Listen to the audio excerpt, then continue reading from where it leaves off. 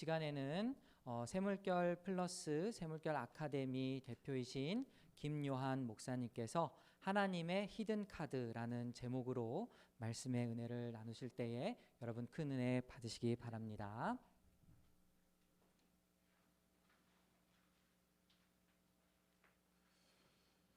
네, 여러분 반갑습니다.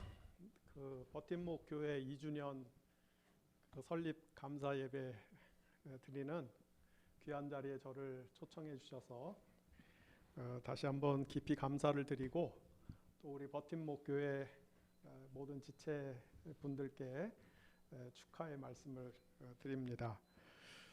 제가 지금 이제 50 중반이 돼 갖고 얼굴에 이제 세월의 그 무게가 조금씩 나타나기 시작을 하는데, 저도 소시적에는 우리 이원영 목사님처럼 그 얼굴이 좀 곱상했던 때가 있었습니다. 약간 그 귀공자 타입의 스타일이던 시절이 있었는데, 그래서 사람들이 저를 보고 그 유복한 집에서 태어나서 사랑을 많이 받으면서 고생도 안 하고 그렇게 큰 사람인 줄로 아는 경우들이 많았는데, 사실은 저도 살면서 이런저런 그 고생을 많이 해봤습니다.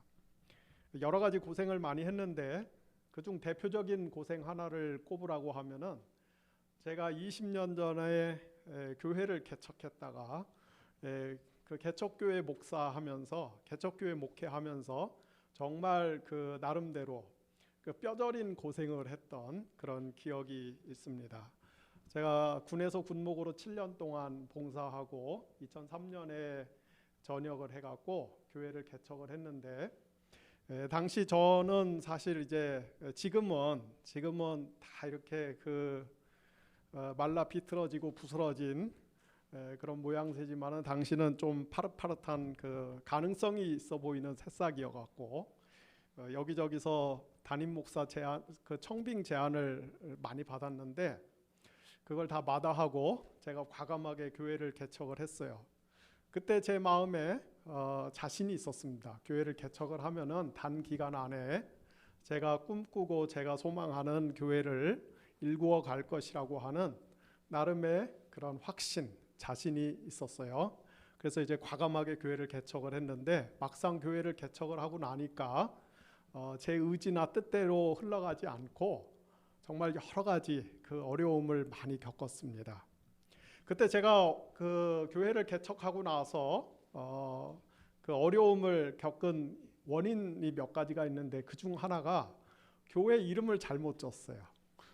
교회 이름을 잘못 지니까 목회가 피곤해지더라고요.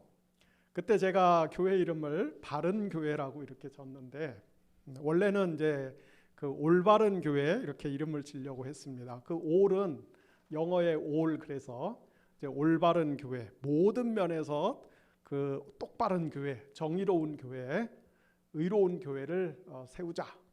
그래서 제가 이 교회를 반듯하게 잘 세워서 이 교회를 하나의 그 동력 삼아서, 발판 삼아서 한국 교회를 한번 확 개혁해보자 하는 그 소시적의 그 어떤 뜨거운 열정들, 자기의라고 하는 것들이 있었습니다.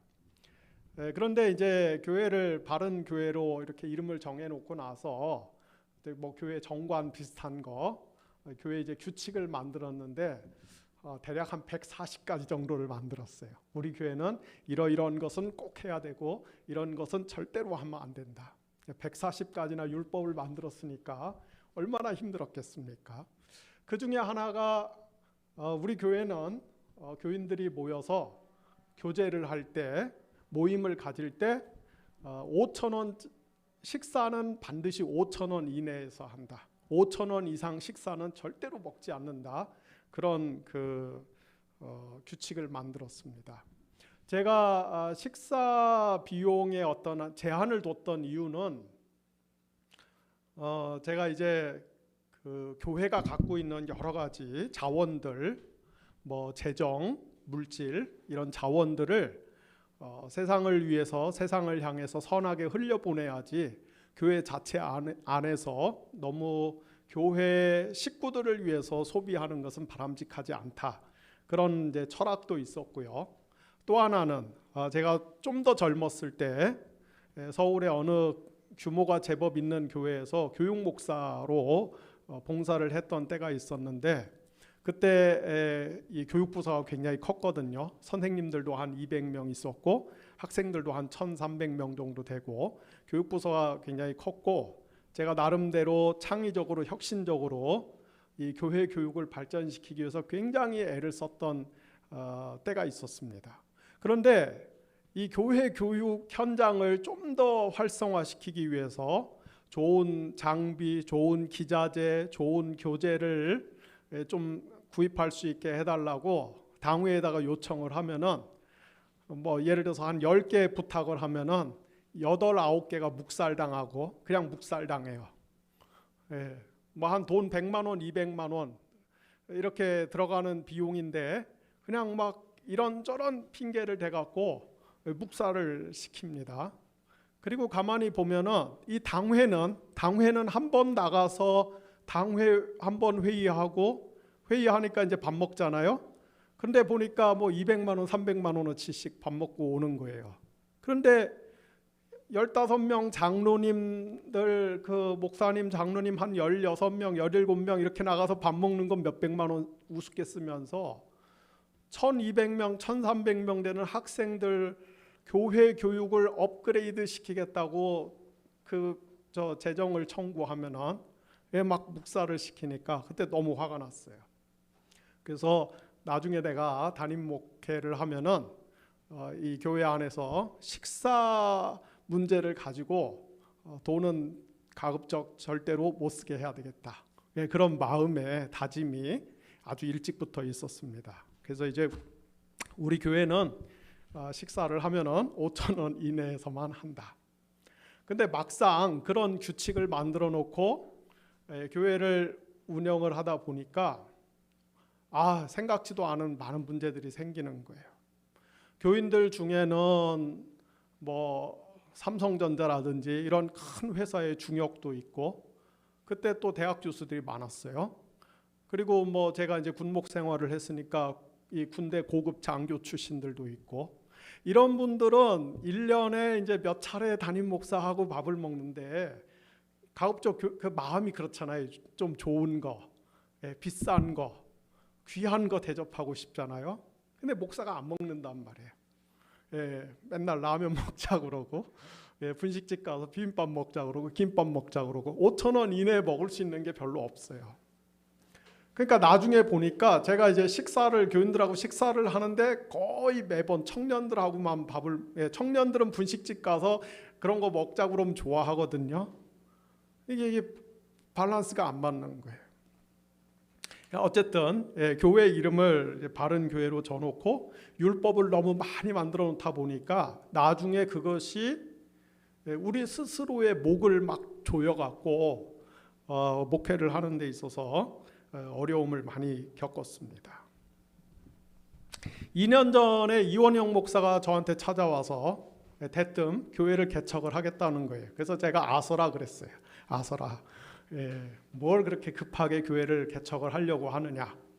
좀 더 경험을 쌓고 좀 더 실력을 쌓고 천천히 개척을 해도 괜찮다.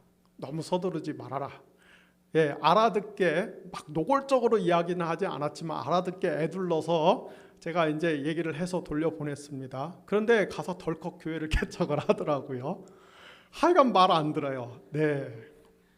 목사들 특징이 그래요. 말 진짜 안 들어요.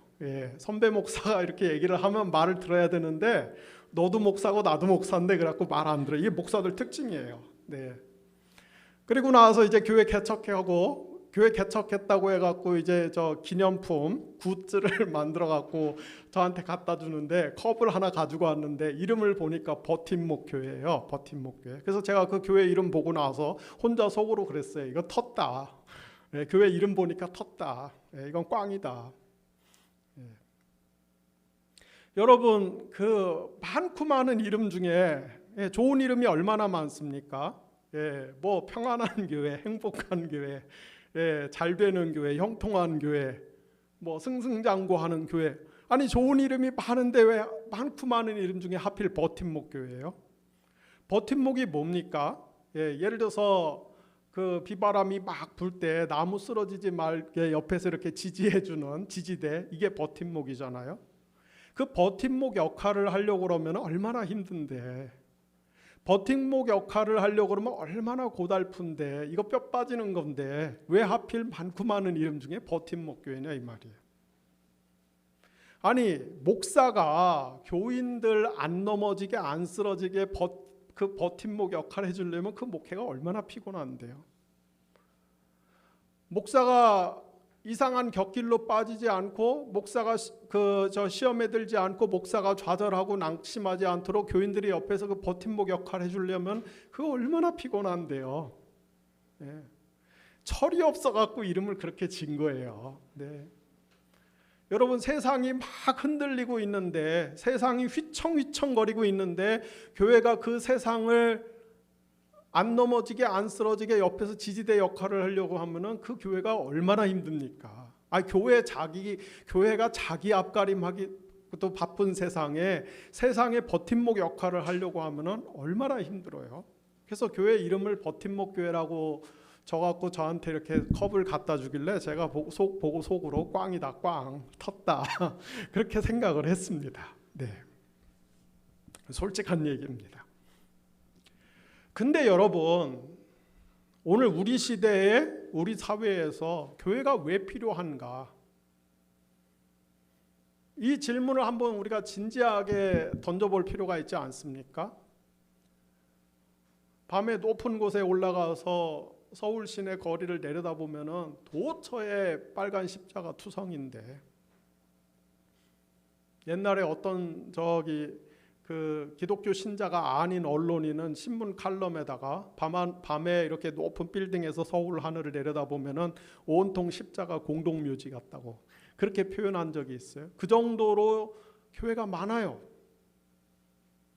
그런데 이렇게 많은 교회가 필요한 이유가 뭐냐? 이렇게 많은 교회가 과연 그 존립 의의와 존립 가치를 지금 지니고 있는가? 왜 교회가 필요한 것인가? 우리가 진지하게 스스로 자문을 해볼 필요가 있습니다. 왜 교회가 필요한 것입니까? 바로 오늘 우리 시대에 우리 한국 사회에 버팀목이 필요하기 때문에 그렇습니다. 진정으로 버팀목들이 필요하기 때문에 그렇습니다. 제가 이원혁 목사님한테 회사에서 들으니까 이 교회는 청년들이 많대요. 와서 보니까 청년들이 많은 게 아니라 전부 청년이에요. 근데 제가 이렇게 딱 보니까 그냥 청년이 아니라 조금 늙은 청년들 같아요. 네. 나이 많은 청년들이 많은데 이 말은 뒤집어서 이야기하면 힘들다는 얘기예요. 네. 그죠? 요새 우리 한국 사회에서 청년들이 힘들다, 못 살겠다, 죽겠다, 아우성이에요. 취직도 안 돼, 결혼도 안 돼, 다 안 돼. 그래서 이미 오래전에 우리는 다 포기했어. M4 세대 스스로 그렇게 자기를 규정했습니다. 청년들한테 어떤 세상이 왔으면 좋겠냐 이렇게 질문을 하면은 많은 청년들이 다 망하고 다 뒤집어지고 그냥 다 엎어져 갖고, 쉽게 말해서 전쟁이 나든지 천재지변이 일어나든지, 그래서 다 뒤집어지고, 그래서 밑바닥에서 다 똑같이 다시 출발했으면 좋겠다. 그런 세상이 왔으면 좋겠다. 이렇게 대답을 하는 청년들이 굉장히 많습니다. 가진 사람과 못 가진 사람의 차이가 너무 크고, 이것이 고착화 구조화돼 갖고 도저히 밑에서 그걸 뚫고 올라갈 가능성이나 희망이 안 보이다 보니까 차라리 이렇게 살 바에야 다 엎어지고 다 망해서 다 밑바닥에서 똑같이 다시 출발했으면 좋겠다. 청년들이 막 절망하고 아우성을 치는 거예요. 우리 청년들이 586 세대를 굉장히 미워한다고 그래요. 제가 이제 586 세대거든요. 60년대에 태어나서 1980년대 대학을 다니고 지금 나이 50대, 586 세대. 아주 원수같이 생각을 한다고 그럽니다. 586 세대 입장에서 조금 억울한 것이 있어요. 서운한 것이 있어요. 우리가 뭘 그렇게 잘못했다고 이렇게 미워하는 거야. 아니 우리가 이 나라의 민주화를 위해서 얼마나 애를 썼는데 너희들이 최루탄 맛을 알아? 너희들이 경찰 곤봉 맛을 알아? 뭐 그런 억한 마음이 들 수도 있어요. 그런데 가만히 생각해 보면은 저희 때는 정말 그랬거든요. 우리 여학생 친구들 25, 26살만 돼도 근데 결혼 안 하고 있어요. 그러면은 막 이렇게 나이가 관연하게 꽉 찰 때까지 결혼도 안 하고 뭐 하고 있냐 막 소위 말해서 이제 노처녀 취급하고 막 걱정하고 진심으로 걱정하고 대학 3년 반 내내 데모하고 시위하다가 그런데 나도 취직 한번 해볼까 그래갖고 반짝 공부하면은 반짝 준비하면은 삼성 들어가고 현대 들어가고 별로 어렵지 않은 세대가 사실 저희 세대였어요. 근데 요새 청년들은 그게 안 되거든요. 아무리 발버둥 치고 아무리 애를 쓰고 혼신의 힘을 다해도 바늘구멍만큼도 어떤 가능성을 뚫기가 쉽지가 않아요. 그래서 이 청년들이 우리 세대를 미워하고 싫어하는 거 이해가 됩니다. 청년들만 힘들어요? 아니에요. 절대 그렇지 않습니다. 대한민국의 노인들이 얼마나 힘든데요.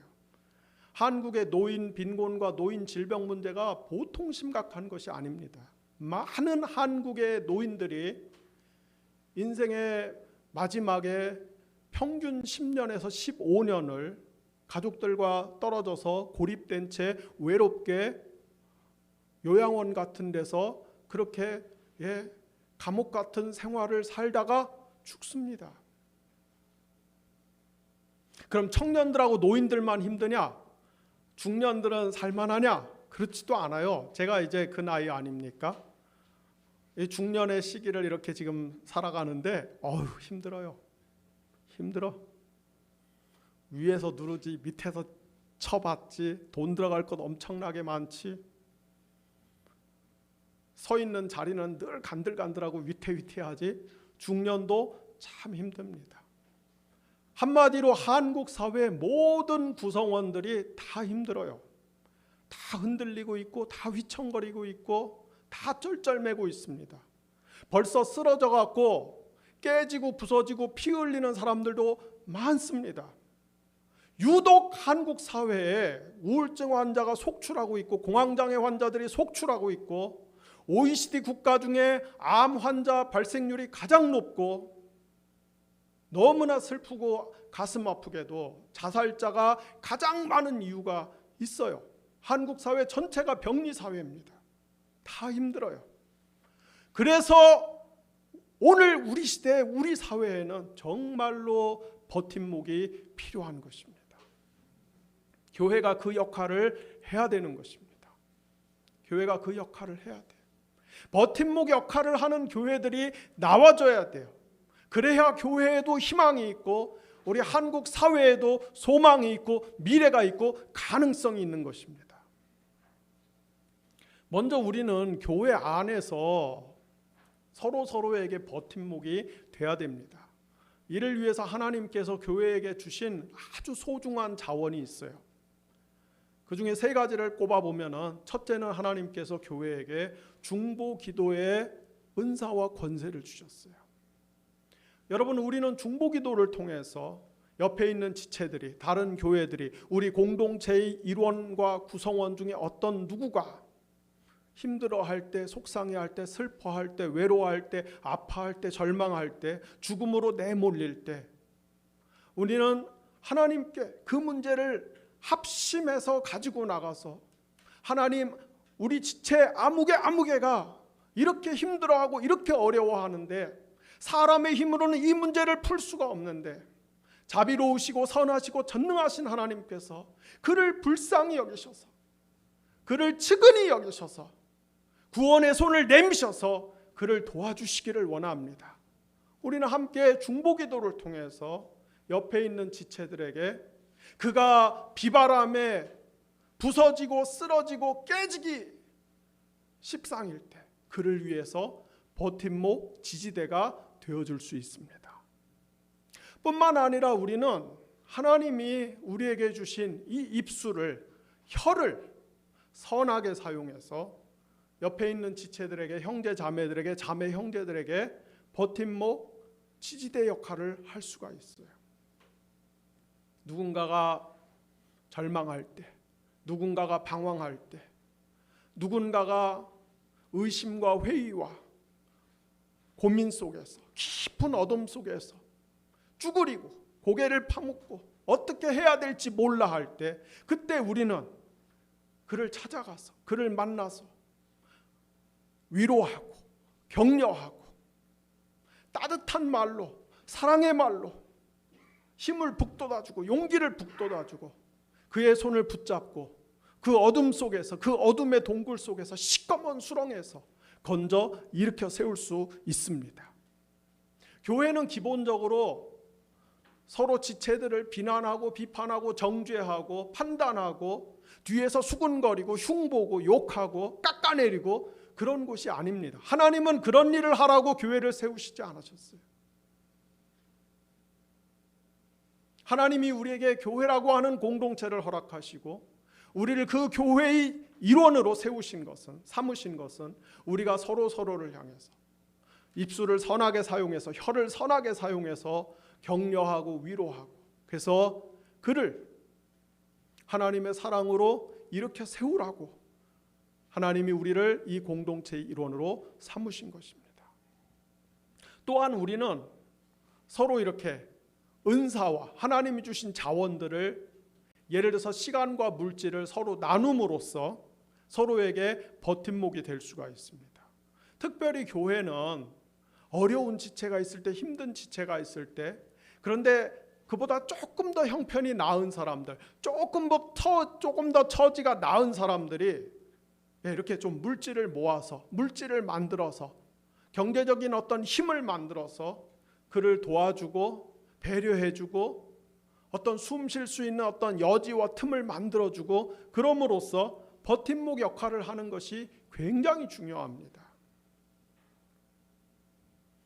제가 54년 동안 한국교회에서 신앙생활하고 목회도 한 20년 해봤고, 이렇게 이제 한국교회 일원으로 살면서 너무너무 속상하고 안타깝고 가끔은 막 화도 나고, 저는 이 교양이 조금 부족해갖고 성화가 좀 덜 돼갖고 화가 나면 혼자 속으로 쌍쌍 소리가 나요. 쌍 소리가 날 때가 있어요. 그게 언제냐면은 이 교회라고 하는 데가요, 어떤 교인이 있는데 이 사람이 멀쩡하게 사업하고 멀쩡하게 장사하고 멀쩡하게 직장 잘 다니고 그래갖고서 11조하고 감사헌금하고 선교헌금하고 이렇게 헌금 바칠 때는, 그때는 내 교인이야, 우리 식구야. 그때는 헌금 좀 많이 하면은 안수집사, 권사, 장로 막 직분도 줘요. 우리 교회 기둥 같은 일꾼이라고 막 해요. 그러다가 장사가 어려워진다든지, 사업이 어려워진다든지, 직장에서 잘린다든지, 심지어 이제 너무 어려워갖고 야반도주하는 경우도 생기거든요. 그러면요, 제가 겪은 한국 교회는 99.9%가 그때는 목사도요, 모른 척 하더라고요. 안면 몰수. 언제 우리 교인이었냐? 아니, 그 사람이 그동안에 그 교회에다 갖다 바친 헌금이 얼만데, 돈 갖다 바칠 때는 내 교인이고 우리 식구인데, 정작 그 사람이 어려워지면은 교회가 팔 걷어붙이고 나서갖고, 발 벗고 나서갖고 돈을 모아갖고 그 사람 도와주는 거 거의 못 봤어요. 거의 못 봤어요. 저는 솔직히 그런 모습 보면은요, 아직 성화가 돼갖고 샹 소리가 나요. 이딴 게 교회인가? 이딴 게 교회인가?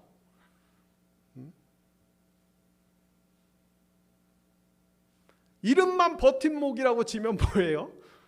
우리가 서로 사랑하고 지지해주자, 서로 좋은 지체가 되고 한 식구처럼 살자, 말은 누가 못해요. 실제로 현실에서 감당할 수 없는 어떤 어려운 상황이 발발했을 때 그때 뭔가 정말 손과 발이 움직여서 실질적인 도움이 되고 실질적인 그 살아날 어떤 구멍을 만들어 줄 수 있어야 그게 교회 아니겠습니까? 저는 참 그런 면에서 너무 아쉬워요. 어쨌거나 하나님은 교회에게 중보기도를 통해서 서로 위로와 격려와 소망이 되는 축복의 말들을 통해서, 그리고 시간과 물질을 나누고 공유하는 것을 통해서 우리가 서로에게 좋은 버팀목이 될 수 있도록 그런 가능성, 그런 하나님의 좋은 뜻과 목적과 계획들, 하나님의 의지들을 알려주셨습니다. 바라기는 이 교회가 꼭 그런 교회가 되기를 바랍니다. 제가 신학교에 오래전에 한 31년 정도 된 것 같아요. 31년 전에 신학대학원에 입학을 해서 보니까 이제 신학교 1학년들 아닙니까? 새파란 신학생들 아닙니까? 교회 가면 전도사님 소리를 들어도 사실 다 새파란 병아리 아닙니까? 그런데 신학대학원에 가서 신학교에 가서 보니까 벌써 이미 다들 당회장이 되어 있고 다들 담임 목사가 되어 있어요. 그 마음 자세가 그래요. 10명을 붙잡고 장래 희망, 장래 포부, 앞으로 인생 계획을 들어보면은 그 중에 이렇게 어디 미전도 종족을 위해서 선교사로 봉사하고 저기 낙도 이런 데 가서 복음을 듣지 못한 분들을 위해서 나는 이름도 없이 빛도 없이 헌신하고 봉사하겠다. 그런 사람 몇 명 있고 나머지 대부분은 신학교에 들어온 목표가 뭐냐면은 큰 교회 목사가 되는 거예요. 큰 교회 목사가 돼서 유명해지는 거예요. 결국 자기 입신양명, 자기 이름을 내고 자기 인생에서 성공했다라고 하는 그 소리를 들어보는 것, 한마디로 인간의 욕망을 성취하기 위해서 신학교에 왔더라고요. 대부분 그래요. 많은 목사들이 교회를 개척을 합니다. 요즘은 이제 너무 한국 교회가 어려우니까 그런 어떤 꿈, 그런 어떤 도전 의식을 갖는 것도 쉽지 않지만 저희 때는 그랬어요. 많은 목사들이 교회를 개척을 하는데 그 교회를 개척하는 동기가 뭐냐? 근본 동기가 뭐냐? 겉으로 포장하는 어떤 그런 이 마케팅하는 어떤 측면에서는 이런 좋은 교회 저런 좋은 교회 이렇게 근사하게 말로 페인트 칠하고 구호를 만들어내지만은 실제 그 내면에 있는 진정한 동기들을 보면은 결국 자기가 교회 세워서 교회 키워갖고 자기가 유명해지고 싶다 이거예요. 교회 키워갖고 그 교회가 힘을 가져갖고 그 힘을 가지고 세상에 나가서 한번 휘둘러 보고 싶다 이거예요. 제가 신학교를 다녀보고 제가 목사가 돼서 오랫동안 목회를 해보니까 주변에 그런 분들이 정말 많더라고요. 모르겠어요. 저도 한때는 그런 목사 중에 한 사람이었는지 모르겠어요. 그리고 실제로 우리 한국 교회는 거의 반세기 동안, 반세기면 50년 아닙니까? 목사들의 그 욕망이 현실에서 성공했던 시절이 있었어요. 많은 목사들이 신학교에 들어갈 때부터 나는 큰 교회를 세울 거야. 큰 교회 세워서 유명한 목사가 될 거야. 그래서 성공했다는 소리 들으면서 떵떵거리면서 살 거야. 그 꿈이 이루어졌어요. 그래서 우리 한국 교회의 세계적인 교회, 소위 말해서 우리 한국 사람들 세계적인 거 엄청 좋아하잖아요. 세계적인 교회, 저희 때 세계 10대, 세계에서 가장 큰 10대 교회 중에 6개, 7개가 한국에 있다. 그런 말이 회자될 정도로 큰 교회들이 많이 나왔어요. 이 시대에 하나님이 쓰는 위대한 종들이 많이 나왔어요. 그런 교회들이 건강한 교회인 줄 알고 선망의 대상이 되었고 모두가 그런 교회를 따라가기 바빴습니다. 그런데 정말 그것이 건강한 교회였을까요? 그것이 정말 하나님의 뜻이었을까요? 하나님이 기뻐하시는 것이었을까요?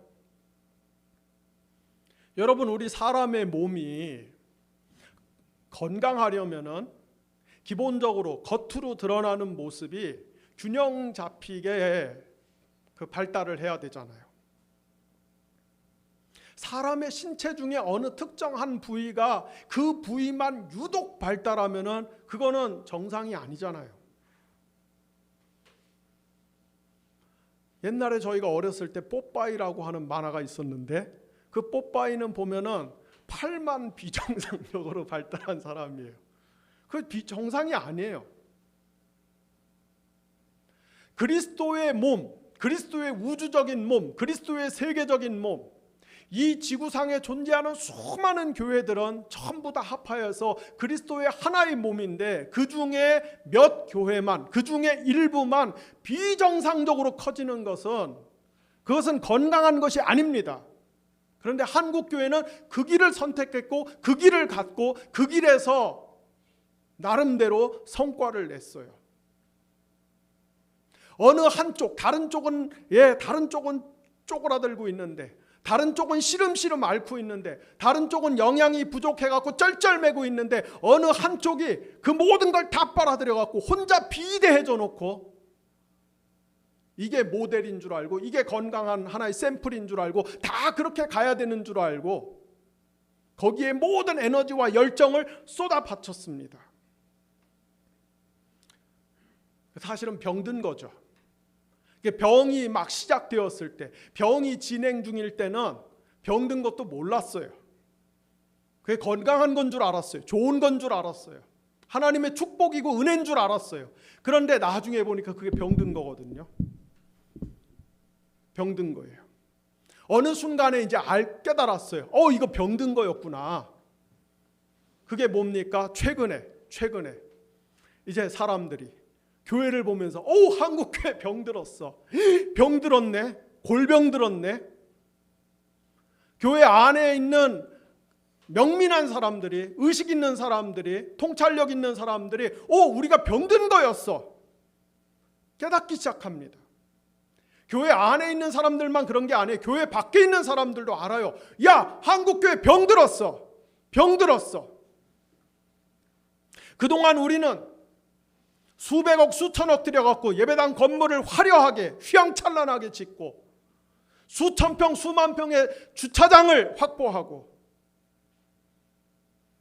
세상에서 성공한 사람들, 소위 성공한 사람들, 명문대학 나와서 외국 유학 갔다 와서 좋은 직장 차지하고 이 사회에서 마이크 잡고 떠들 수 있는 그런 사람들이 교회에 들어와서 그런 사람들이 권사 장로 되고 그런 사람들이 교회의 영향력을 독식하면 그런 사람들이 많을수록, 그래서 그 안에서 엄청난 네트워크가 구축되고 자기들만의 고급 정보를 독점할 수 있고, 그런 사람들끼리 클럽을 만들어 갖고 한국 사회를 쥐락펴락할 수 있고, 교회가 떼거지로 광장에 나가서 교회가 목소리를 높이면은 정치권도 눈치를 보고 벌벌 떨고, 그러면은 이게 하나님의 나라가 임한 줄 알았는데 사실은 알고 보니까 병든 거였어요. 아주 중병이 든 거였어요. 세상 사람들이 이제 압니다. 야, 한국교회 병들었다. 그리고 뭐라고 이야기합니까? 야, 저기 가면은, 저기 속하면은, 저 사람들하고 어울리다 보면은 혹시 우리도 병들지 몰라. 그러니까 거리를 둬야 돼. 가급적 상종하면 안 돼. 여러분, 지금 그것이 우리 한국교회의 처지예요. 우리가 영적인 세계를 믿는 사람들 아닙니까? 우리 그리스도인들은 눈에 보이는 세상이 전부가 아니라, 이 물리적인 물질적인 현상적인 세계가 전부가 아니라 이 이면에 영적인 세계가 있고 초자연적인 세계가 있고 하나님과 천사와 사탄과 귀신들이 활동하는 세계가 있다는 것을 믿는 사람들이 아닙니까? 그런 측면에서 보면은 오늘 한국 교회가 이렇게 병들어서 교회 안에서도 시름시름 앓고 있고, 교회 밖에서도 교회를 향해서 손가락질하고 있고, 욕하고 있고, 비난하고 있고, 고개를 절레절레 흔들고 있고, 교회가 맛을 잃어서 밖에 버리워진 소금처럼 사람들에게 발에 짓밟히고 있는 이런 시대에는 사실은 사탄의 역사가 엄청나게 지금 일어나고 있는 거예요. 지금의 한국교회의 모습만 보면은, 지금의 한국교회의 쇠퇴하는 이 형편만 놓고 보면은 마귀가 이긴 것 같아요. 하나님이 진 것 같습니다. 이런 이야기를 하면은 교회 안에 있는 60대, 70대 이상의 이 목사님들, 장로님들, 신자들은 잘 이해를 못해요. 아직 고 세대는 한국교회 지금 견딜만 하거든요. 그런데 50대 이하, 40대, 30대, 특히 20대 이하에 오면은 지금 한국교회는 절망적입니다. 20, 30대 이하를 놓고 우리가 뭐라고 불러요? 이거 벌써 오래된 표현이죠. 미전도 종족이라고 불러요. 100명 중에 한두 명도 교회 안 다녀요. 그 한두 명이 누구냐면 목사님 내 아들, 네, 목사님 내 딸. 아니, 뭐 정말 50년, 100년 전 거슬러 갈 것도 없어요. 제가 신학교에 입학하던 30년 전만 해도 그때 정말 우리 세대에 우리 눈앞에서 민족복음화가 이루어질 줄 알았어요. 제가 아까 앞에서 군목으로 사역했다고 그랬는데, 제가 그 군종장교에서 군에서 복무할 때 계속해서 위에서 내려오는 그 이 하달되는 요구사항이 뭐냐면 민족복음화 2020 해갖고, 제가 1990년대 중반 후반 이때 군목 생활했는데 2020 비전 2020이 뭐냐면 2020년까지 민족의 75%를 복음화시킨다는, 그게 뭐냐면은 군대에서 그때 엄청나게 세례 줬거든요. 햄버거 주고 피자 돌리고 뭐 초코파이 돌리고 해서 엄청나게 세례 줬어요. 그래서 장병들의 7, 80%가 세례 받았어요. 이 청년들이 군에서 예수 믿고 밖에 나가서 결혼해갖고 기독교 가정 이루어서 거기서 예수 믿는 자녀들 낳으면 2020년에 우리 민족의 75%가 복음화된다. 그래서 엄청나게 세례 줘라 막 요구사항이 대단했습니다. 제가 하도 어이가 없어갖고 성경과 교회의 역사에 이런 식으로 햄버거 돌리고 초코파이 풀어갖고서 이런 식으로 날라리 신자 키워갖고 복음화시킨 예가 없다, 이런 정책은 제고해야 된다, 막 글도 쓰고 대들기도 했다가, 제가 그 선배 군목들한테, 교단 저 어른들한테 구령의 열정이 부족한 목사라고 욕도 많이 먹었어요. 근데 2020년이 됐는데 지금 민족 복음화 75%, 그게 지금 되고 있습니까? 75%가 아니라 7.5%를 지금 걱정해야 되는 때고, 젊은 세대로 가면은 1% 미만이라 이 말이에요. 현상만 놓고 보면은 하나님이 진 것 같아요. 마귀가 이긴 것 같아요. 미래의 소망이 보이지가 않습니다. 우리는 지금 한국교회가 처한 위기의 현실을 양심에 비추어서 정직하게 인정을 해야 됩니다.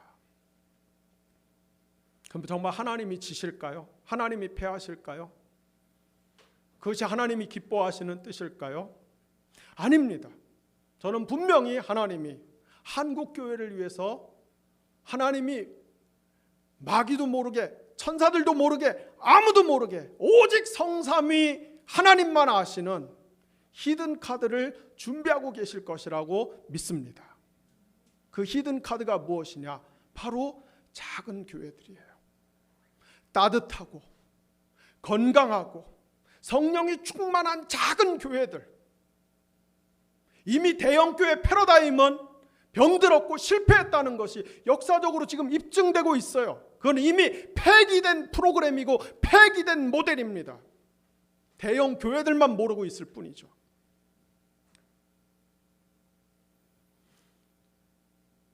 성경 창세기에 보면은 세계의 역사가 시작되던 때 하나님이 세상을 만드시고, 하나님이 세상을 만드셨어요. 근데 하나님이 만드신 세상이 너무 좋았어요. 너무 아름다웠어요. 완벽했어요. 그래서 하나님이 그 세상을 보시면서 어떻게 반응하십니까? 보시기에 좋았더라. 하나님의 기쁨이 충만했어요. 그런데 그 세상에 균열이 생겼고 죄가 들어왔고, 인간이 마귀의 꼬임에 넘어가서 넘어졌어요. 하나님이 만드신 세상이 사탄의 수중에 넘어갔어요. 죄와 악이 관영해졌어요. 역사가 흘러갈수록 이 세상의 왕과 권력자들과 절대자들이 스스로 하나님 노릇하면서 하나님이 의도하신 세계와는 전혀 다른 피라미드 세계를 만들어 놓고 사람들을 착취하고 학대하고 죽이기 시작했어요. 심지어 하나님의 언약 백성도 하나님과의 언약을 파기하고 범죄하고 악의 구렁텅이에 빠졌습니다. 마귀가 이긴 것 같이 보여요. 하나님은 더 이상 활동할 여지가 없고 하나님 노릇할 공간이 없는 것처럼 보여요. 하나님은 너무 무기력해 보이고 하나님은 우리의 고난의 현실에서 너무 멀리 떨어져 갖고 속수무책인 것처럼 보이고, 그에 반해서 마귀의 활동은 너무나 강력하고 너무나 포괄적이고 너무나 역동적입니다. 그런데 하나님에게는 이 상황을 근본적으로 역전시킬 히든 카드가 있었어요. 그것을 오늘 성경 말씀에서는 사도 바울이 하나님의 비밀이라고 이야기해요. 이 비밀은 오직 하나님만이 아는 지식이고 하나님만이 아는 의지고 하나님만이 갖고 있는 놀라운 계획이기 때문에 그래서 비밀이에요. 심지어 이 비밀은 천사들도 몰라요. 하나님이 부리시고 다스리는 선한 천사들도 마음 한편으로는 그 인간의 역사, 세계의 역사가 계속해서 부정적인 곳으로 흘러가는 것을 보면서 마귀의 세력들이 더욱더 기승을 부리는 것을 보면서 야, 정말 저렇게 하다가 큰일 나는 거 아니냐, 저렇게 하다가 파국을 맞이하는 거 아니냐, 저렇게 하다가 하나님의 나라는 시작도 못 해보고 망하는 거 아니냐, 그런 막 근심이 들고 걱정이 들고, 근데 내색할 수는 없고 그런 상황에서, 그런데 하나님은 그 상황을 단번에 역전시킬 하나님의 히든 카드가 있었어요. 그것이 무엇입니까? 바로 예수 그리스도의 십자가의 죽음과 부활이었고, 그 예수 그리스도의 십자가의 죽음과 부활을 통해서 출범한 교회의 출현이었습니다. 이것이 바울이 오늘 우리에게 이야기하는 하나님의 지혜입니다. 세상이 어두컴컴하고 세상이 죄악으로 관영하고 인류에게 아무 소망이 없는 것처럼 보일 때, 그런데 하나님은 예수 그리스도를 보내셔서, 그리고 그 예수 그리스도의 참된 몸인 교회를 통해서 역사의 운명을 바꾸셨어요. 인류의 미래를 바꾸셨어요. 하나님은 절대로 지는 법이 없습니다. 하나님은 절대로 좌절하는 법이 없습니다. 하나님에게는 준비된 히든 카드가 있었습니다. 저는 마찬가지로 우리 인간의 시선, 인간의 기준으로만 보면은 오늘 한국 교회는 마귀가 이긴 것 같고 하나님이 진 것 같고 한국 교회는 더 이상 소망이 없는 것처럼 보이고 미래가 없는 것처럼 보이고, 인간의 눈으로 보면 그래요. 제가 그런 거를 보고 그런 거 분석하는 눈은 좀 타고난 사람이거든요. 그래서 제가 인간의 눈으로 보면은 한국 교회는 이제 끝난 것 같이 보입니다. 아까도 말씀드린 것처럼 60, 70대에게만 약간의 여전히 약간의 에너지와 힘과 돈이 있고, 그 밑에는 그 밑에는 아무 소망이 없다고 생각합니다. 저만 해도 저도 아버님이 목사님이셨지만은 저만 해도 제가 1970년대 80년대 활동하는 그런 목사로 태어났으면은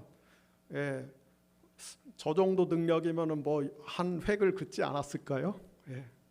근데 요즘은요, 날고 겨도 목사들이 뭐 해볼 도리가 없어요. 너무 지금 시대적인 조건이 안 좋아요. 한국교회 소망이 안 보입니다. 그러나 제가 믿기로는 하나님은 절대로 지지 않습니다. 하나님은 절대로 포기하지 않습니다. 하나님은 절대로 망하지 않습니다. 하나님은 마귀가 교회를 집어삼키게 하지 않습니다. 교회는 음부의 권세 앞에서도 망하지 않습니다. 그것은 하나님의 뜻이 아닙니다. 그래서 하나님은 분명히 이 상황을 역전시킬 것인데, 그것은 무엇이냐? 작고 따뜻하고 건강한 교회들, 그런 교회들이 비가 오고 나면은, 비가 내리고 나면은, 그 전까지는 안 보였는데 비가 내리고 나면은 여기저기서 대나무 순, 죽순이 우후죽순으로 막 솟아나요. 그래서 우후죽순이라고 그러는 거예요. 대나무 순이 솟아나듯이 다시 한번 우리가 하나님께 간절히 기도하고 간절히 구하여서 하나님이 다시 한번 이 민족과 이 나라와 이 교회들을 불쌍히 여기셔서 하나님이 다시 한번 우리에게 성령의 단비를 내려주신다면, 그 성령의 단비가 우리를 훑고 지나간다면 하나님이 마치 비 온 후에 여기저기서 죽순이 일어나듯이 한국교회 작고 따뜻하고 건강한 교회들이 일어나게 하실 것이다. 그래서 저는 제 후배 목사님들한테 그런 얘기 많이 합니다. 10명 목회하는 것으로 만족해라. 20명 목회하는 것으로 감사해라. 30명 목회할 수 있으면 최선을 다해라.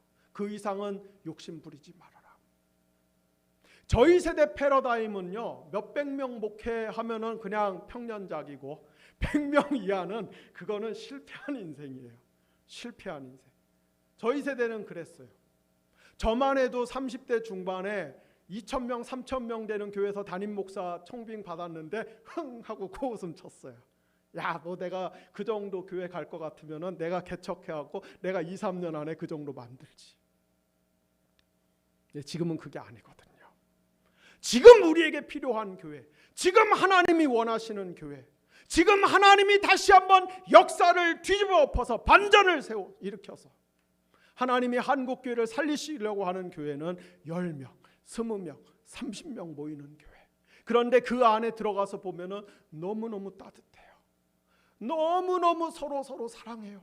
너무 아껴주고 위로해주고 서로 보호해주고 감싸주고 울타리가 되어주고 비바람이 불 때, 태풍이 올 때 찢겨지고 흔들리고 뿌리가 뽑힐 것 같을 때, 그런데 견고한 지지대가 되고 버팀목이 되는 교회들, 그런 교회들이 많이 일어나는 것이 우리의 소망입니다. 여러분, 이제 더 이상 한국교회는 건물에 목숨을 걸 필요가 없어요. 주차장에 목숨을 걸 필요가 없어요. 지금 건물이 큰 교회, 주차장 많은 교회, 은행에서 막대한 대출을 받아갖고서 일단 지어놓고 나면은 사람들이 오겠지 해갖고 그런 교회들, 여러분 앞으로 5년 10년 후에, 뭐 5년 10년도 안 갈 거예요. 내후년 그 다음 후년이면은 벌써 이제 대출금 갚느냐고 쩔쩔맬 겁니다. 왜? 교회에 헌금할 사람이 없는데. 지금 한 해의 경매로 넘어가는 교회들이 부지기수입니다. 우리가 영이신 하나님, 살아계신 하나님, 모든 물질을 초월하시는 진정한 하나님을 섬겨야 되는데, 그 하나님을 잃어버리고 그 하나님을 등지고 하나님을 빙자해서 하나님을 빗대서 돈을 섬기고 건물을 섬기고 주차장을 섬기고 세상의 지위를 가진 교인들, 그런 사람들 많으면은 그것이 하나님 나라를 파워 있게 끌어갈 줄 알고 그런 것들 섬기다가, 우상 섬기다가 하나님께 심판을 받아갖고 이렇게 되는 것입니다. 이제는 그런 패러다임을 버려야 돼요. 이제는 정말 교회다운 교회, 교회 같은 교회, 하나님이 기뻐하시는 공동체, 하나님의 몸, 살아있는 그리스도의 성전들, 그런 교회가 나올 때 한국교회에 소망이 있는 줄로 믿습니다. 우리 버팀목 교회가 꼭 그런 교회가 되기를 바랍니다. 지금은 여러분들 한 사람 한 사람 이 공동체의 사이즈나 이 공동체가 갖고 있는 힘을 보면은 겨자씨 한 알처럼 작게 보여도, 겨자씨 한 알처럼 작게 보여도, 겨자씨를 안 본 분들은 겨자씨가 얼마나 작은지 모를 거예요. 겨자씨는요, 이렇게 보려고 그러면 없어졌어요. 벌써 콧김에 날아가갖고 그 정도로 작습니다. 지금은 여러분들이 겨자씨 한 알처럼 작게 보이고 미미하게 보일지라도, 그런데 하나님이 여러분들을 세우셔서, 그리고 여러분들이 서로에게 버팀목이 된다면, 그리고 여러분들의 교회와 같은 교회들이 한국 교회 안에 많아진다면, 그 교회를 통해서 하나님이 마귀가 절대로 승리할 수 없다는 것, 음부의 권세가 하나님의 교회를 절대로 집어삼킬 수 없다는 것, 하나님이 한국 교회를 절대로 포기하지 않으셨다는 것, 다시 이 땅에 여러분들과 같이 새벽 이슬 같은 주의 청년들이 일어나서 하나님의 새로운 일들을 도모할 때가 올 것이라는 것들, 그런 것들을 하나님이 보여주실 줄로 믿습니다. 다음 3주년, 그 다음 4주년 때는 여러분들이 지금보다 훨씬 더 진일보하여서 그 모습들을 이루어 가시기를 예수님의 이름으로 축원드립니다.